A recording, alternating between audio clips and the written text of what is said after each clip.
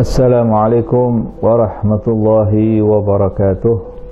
Bismillahirrahmanirrahim. Alhamdulillah. Wassalatu wassalamu ala rasulillah Sayyidina Muhammad ibn Abdullah wa ala alihi wa sahbihi wa man walah. Wala hawla wala quwata illa billah.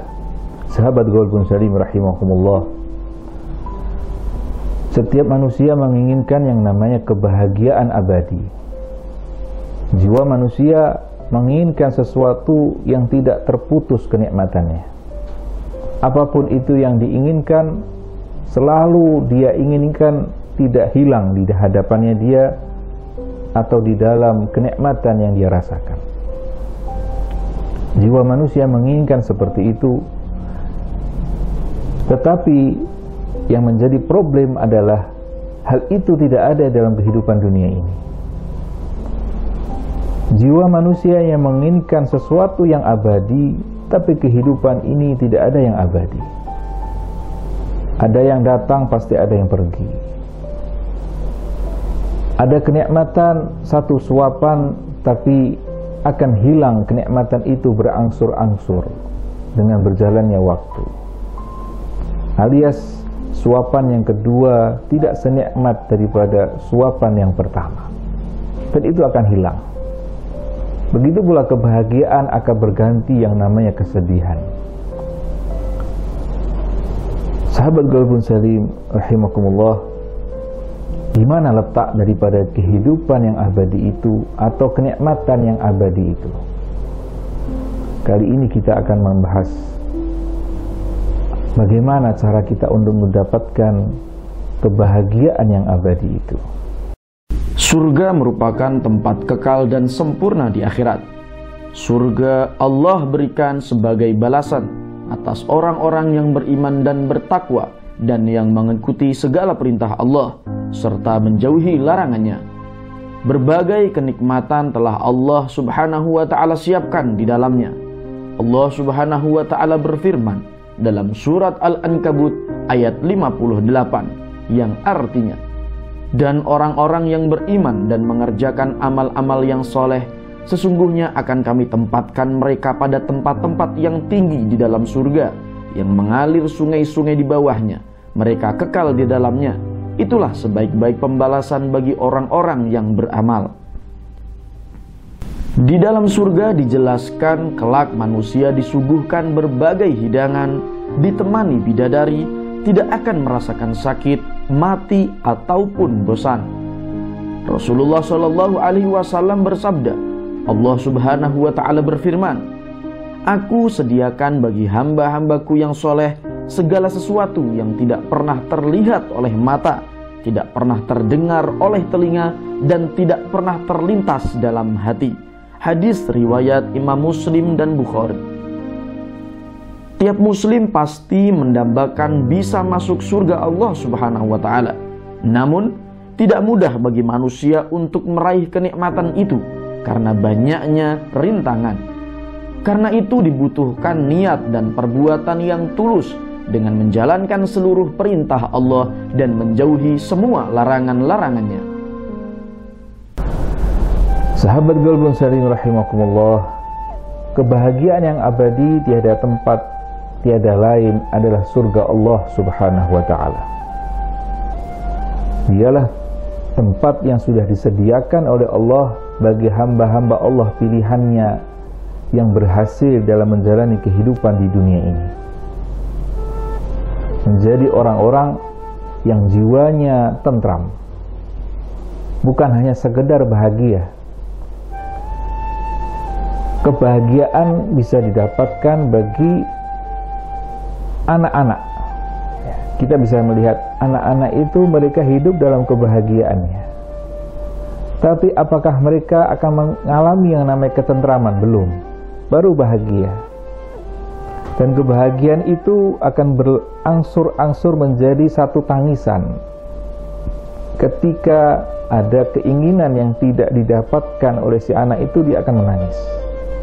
Atau dia terjatuh dari berlarinya dia dengan kebahagiaan, maka seketika itu kebahagiaan atau tawa tadi itu menjadi menangis.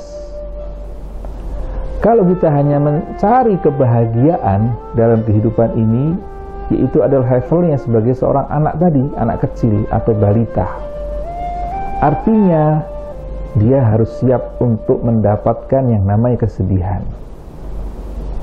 Itulah memang aturan atau putaran siklus dalam kehidupan ini. Ada yang bahagia dan ada yang susah atau sengsara. Ada sedih, ada tawa di situ. Dan memang siklus itu dibutuhkan dalam kehidupan di dunia ini. Tapi apakah kita cukup dengan itu semua? Islam memberikan satu solusi dari problem manusia ini, yaitu jiwa yang menginginkan kebahagiaan yang abadi, yaitu surga Allah yang memang harus dijalani setelah kita menjalani kehidupan dunia ini yang namanya melewati kematian. Maka di dalam surga itu tidak ada lagi yang namanya kesusahan atau rasa kesedihan, tidak ada. Maka ada satu ungkapan, kalau kenikmatan itu dibatasi, maka dia bukan satu kenikmatan yang hakiki. Sebagai contoh, kita mendapatkan satu hadiah mobil yang kita inginkan. Kita akan merasakan kebahagiaan yang luar biasa. Tapi kita bisa rasakan, kita cek seminggu berikutnya apa yang kita rasakan. Apakah sama dengan hari yang pertama kebahagiaan itu kita rasakan? Ternyata berlarut hilang kebahagiaan itu. Tapi bagi kehidupan di surga, rasa ketidakkebahagiaan itu benar-benar dihilangkan oleh Allah Subhanahu wa ta'ala.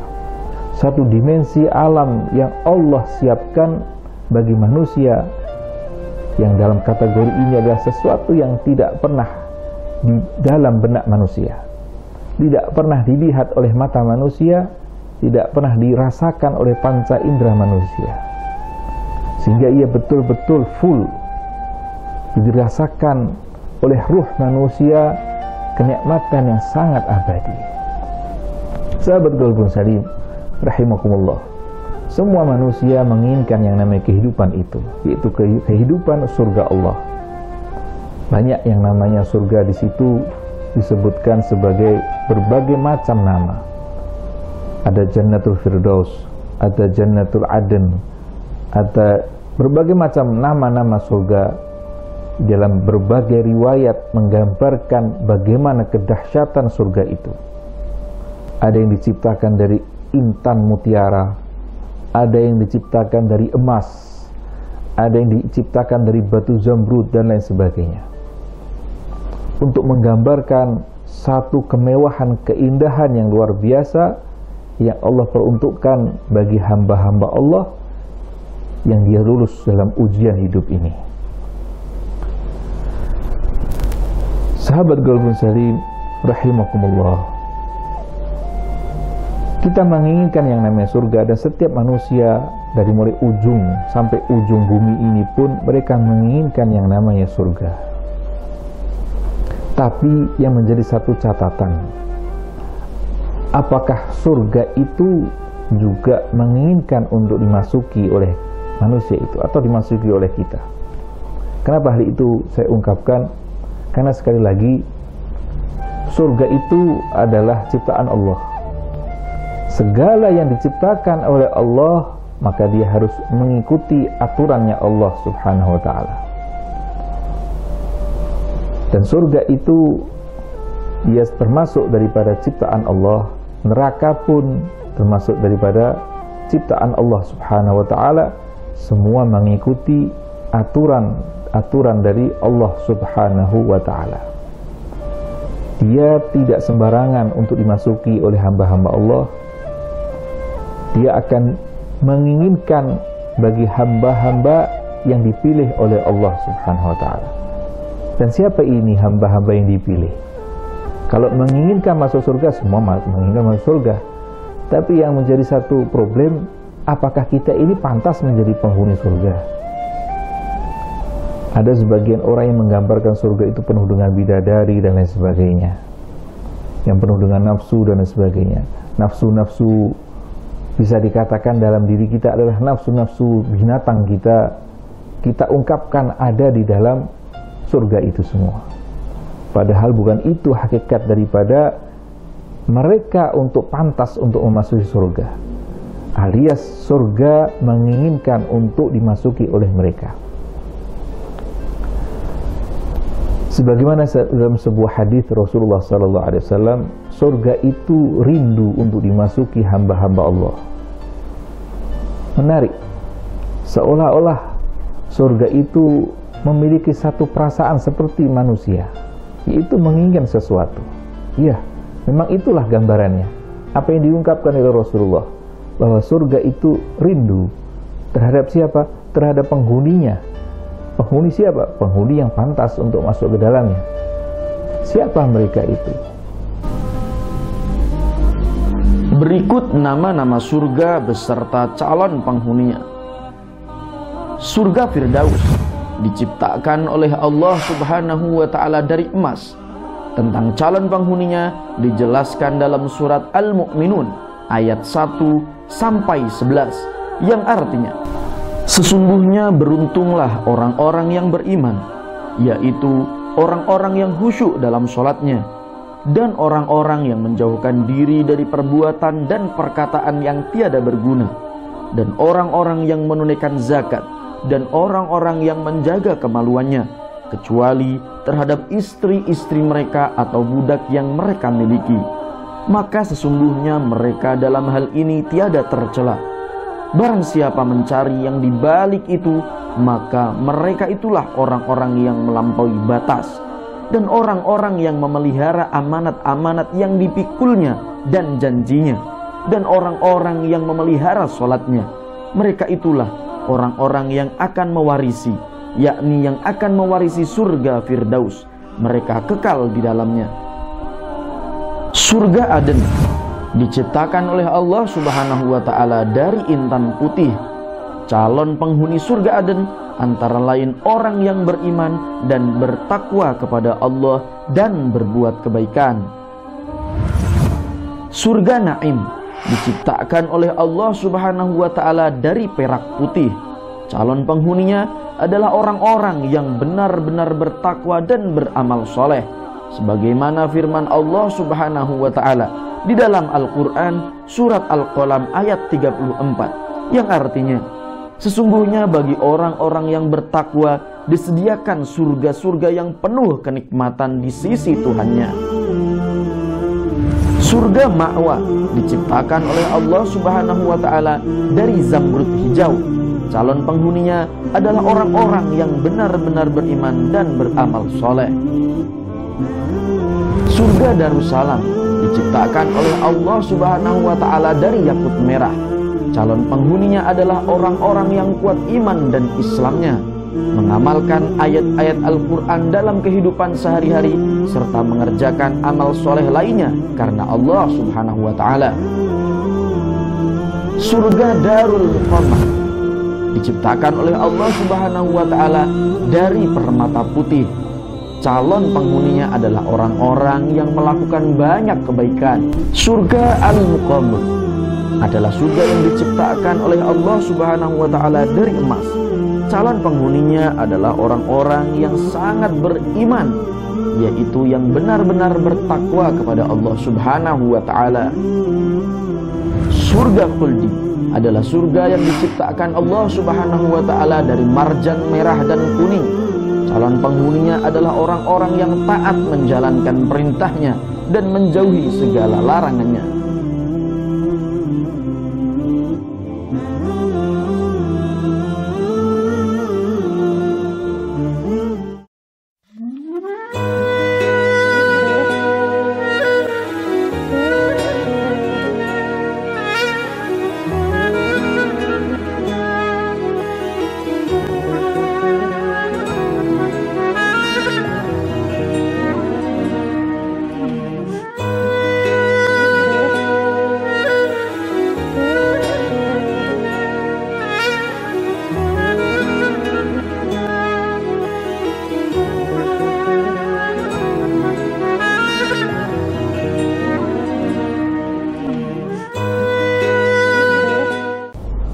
Rasulullah SAW dalam riwayat Tirmidzi menyatakan ada beberapa golongan yang dirindukan oleh surga Allah. Kalau orang itu sudah dirindukan, pasti dia akan masuk ke dalam surga. Siapa itu golongan? Yang pertama adalah Rasulullah menyatakan talil Quran, orang yang gemar membaca Al-Quranul Karim. Dia senang untuk membaca pesan-pesan Allah, sehingga dia bisa menjalankan dia sebagai hamba Allah dalam kehidupan ini dengan baik, karena dia menjalankan pesan-pesan Allah Subhanahu wa ta'ala. Bukan hanya sekedar membaca, tapi dia juga sering mendengarkan ayat-ayat Al-Quran. Karena memang banyak orang yang tidak bisa membaca Al-Quran, tapi dia gemar untuk mendengarkan ayat-ayat Al-Quran. Bahkan dalam sebuah kisah Sayyidina Umar ibn Khattab, beliau mendapatkan hidayah ketika mendengarkan ayat Al-Quran, yaitu surat Thaha. Beliau mendengar surat Thaha dan dia mendapatkan hidayah dari Allah Subhanahu wa ta'ala dan menjadi orang yang paling berpengaruh di dalam misi kenabian Nabi Muhammad SAW menjalankan risalahnya. Sahabat Qalbun Salim rahimakumullah, bacalah Al-Quran dan dengarkanlah Al-Quran dengan baik, dengan penuh perhatian, dan mentadaburi Al-Quran dan sekaligus menjalankan, mengamalkan apa isi Al-Quran. Karena tanpa dengan hal itu semua mustahil kita menjadi orang yang dirindukan oleh surga Allah Subhanahu wa ta'ala. Yang kedua adalah hafizul lisan, yaitu orang yang senantiasa bisa menjaga lisannya. Dia bisa mengontrol apa yang dia ucapkan, apakah itu bermanfaat atau memiliki madarat, baik bagi dirinya atau bagi orang lain. Banyak sekarang ini orang-orang yang menggunakan lisannya untuk menghujat tanpa dia memperdulikan orang lain, yang memiliki kebebasan untuk mengungkapkan isi hatinya, kebebasan untuk mengungkapkan ekspresi dirinya. Yang penting saya bisa bicara, entah orang itu mau menerima atau tidak, dia tidak memikirkan hal itu. Ini bukan orang-orang yang dikategorikan sebagai hafizul lisan, menjaga lisannya. Karena Allah menciptakan lisan ini untuk menggunakan fungsinya sebaik mungkin. Gunakan lisan ini untuk mengungkapkan hal-hal yang bermanfaat bagi orang lain, bagi dirinya. Jikalau tidak bisa, maka cegahlah lisan ini untuk mengungkapkan apapun, satu huruf apapun.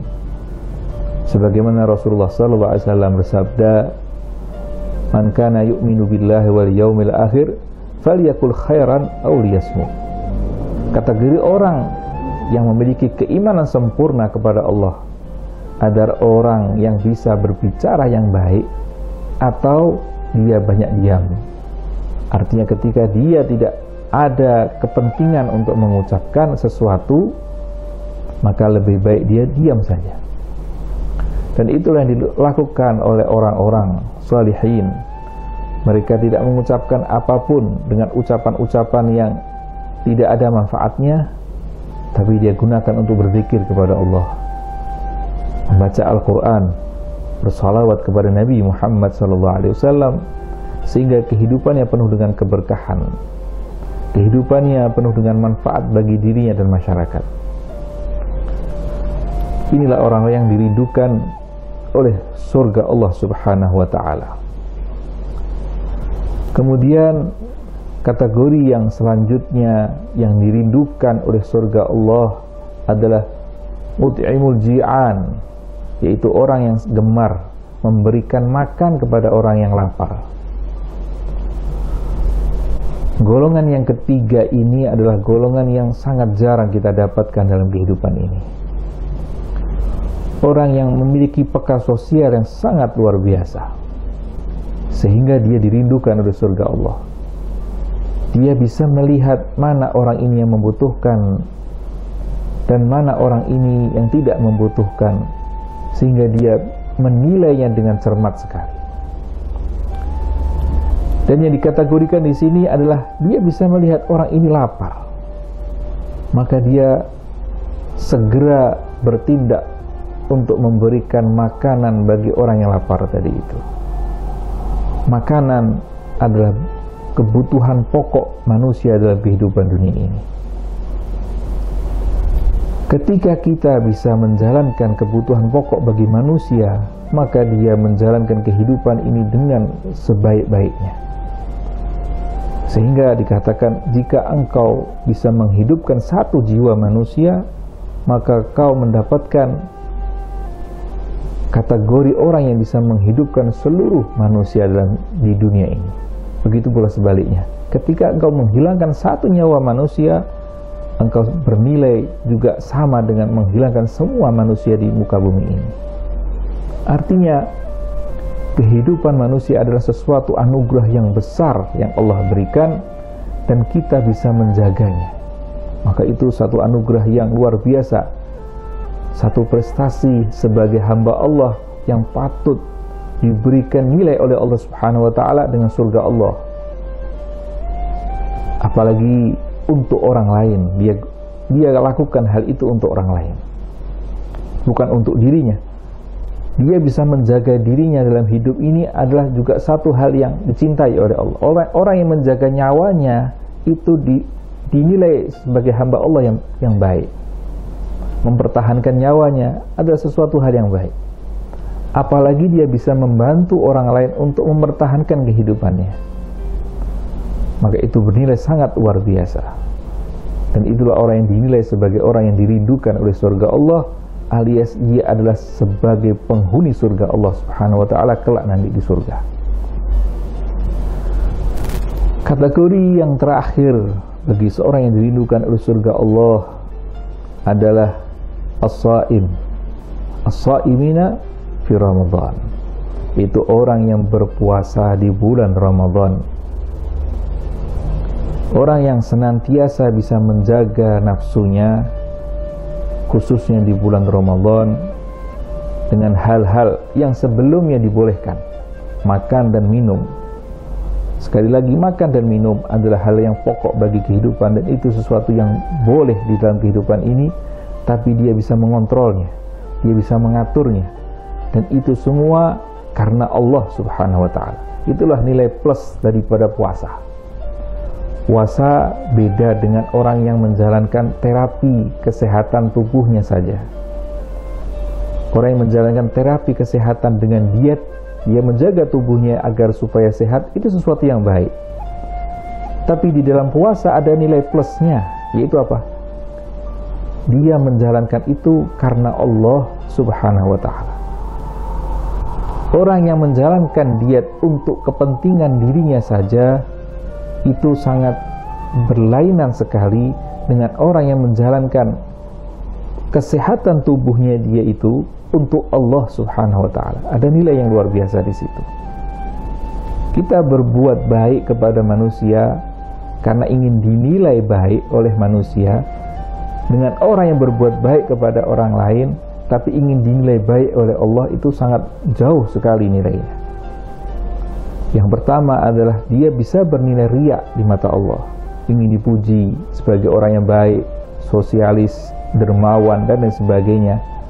Tapi orang yang kedua adalah orang yang tidak mungkin dikenal oleh manusia yang lain, dan memang dia tidak ingin dikenal oleh manusia, tapi ingin dikenal oleh Allah Subhanahu wa ta'ala karena keikhlasan.